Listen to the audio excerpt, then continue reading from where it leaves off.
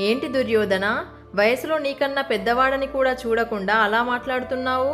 మరీ ఎక్కువగా మాట్లాడితే విదురుడు యుద్ధంలో పాల్గొనడమే మానేస్తాడు, జాగ్రత్త అని విదురుణ్ణి రెచ్చగొట్టేటట్టు మాట్లాడతాడు. ఆ మాటలకి దుర్యోధనుడు అహంకారంతో ఆయనొక్కడు కౌరవుల తరపున యుద్ధం చేయకపోతే మాకొచ్చే నష్టమేమీ లేదు అంటూ విదురుణ్ణి తక్కువ చేసి మాట్లాడతాడు. ఇక అక్కడే దుర్యోధనుడు శ్రీకృష్ణుడు వేసిన బుట్టలో పడతాడు. పక్కనే ఉండి ఇదంతా వింటున్న దుర్యోధనుడి మేనమామైనటువంటి శకునికి శ్రీకృష్ణుడు పన్నిన పన్నాగం అర్థమైంది.